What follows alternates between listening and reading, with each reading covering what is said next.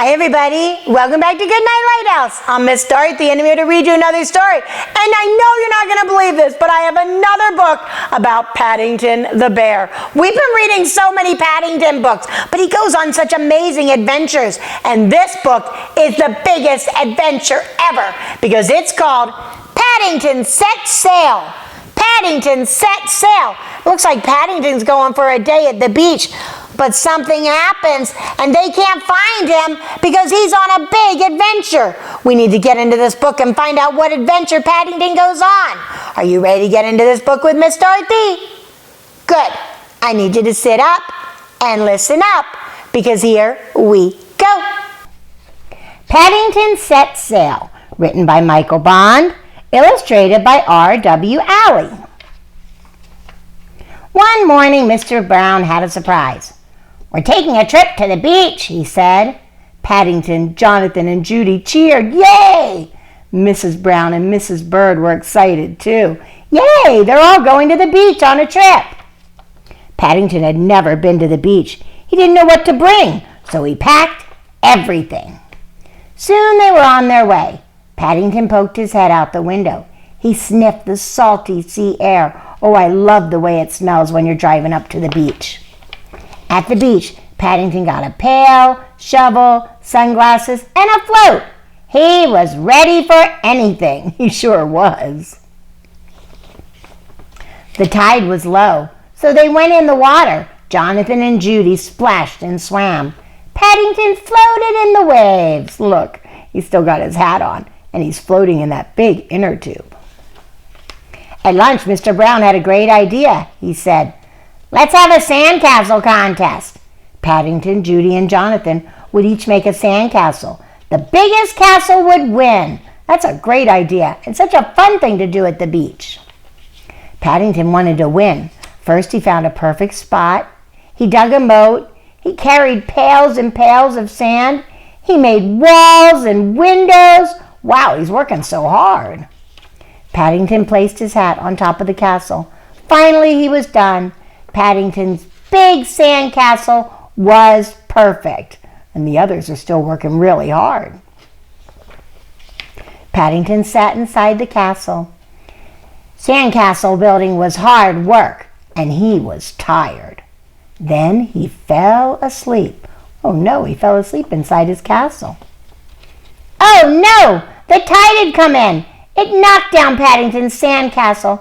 It carried Paddington's pail out to sea with Paddington in it. Oh no, where's he headed? The Browns were worried. It was getting late. They found Paddington's hat, but could not find Paddington. Where had he gone? Uh-oh, they're very worried. Then the Browns spotted people gathered near the pier. They ran toward the crowd. It was Paddington! He was rowing back in. People believed that Paddington had floated all the way across the sea. They took his picture. "Did you float here in this pail?" a girl asked. "Yes, I used my shovel as a paddle," said Paddington. They thought he came all the way across the sea. They didn't know he was already at the beach. The sun was setting. It was time to go home. "Did you enjoy your trip, Paddington?" asked Judy. "Yes, not many bears go to sea in a bucket," he said. The Browns were so happy to have Paddington back. "Today's trip was a bit shorter than when you came from Darkest Peru," said Mr. Brown. Paddington did not hear. He was fast asleep. Wow, Paddington is worn out. He went on quite an adventure. He got in that bucket and it took him out to sea. And he went on quite an adventure and everybody was looking for him. And then he came back and he told them where he was and they were taking his picture and they wanted to hear all about it. And then he just fell off to sleep because that was too much excitement for one little bear. But what a great, great day Paddington had when he went to the beach. Wow, next time I go to the beach, I wonder if I can set off in a pail. Probably not.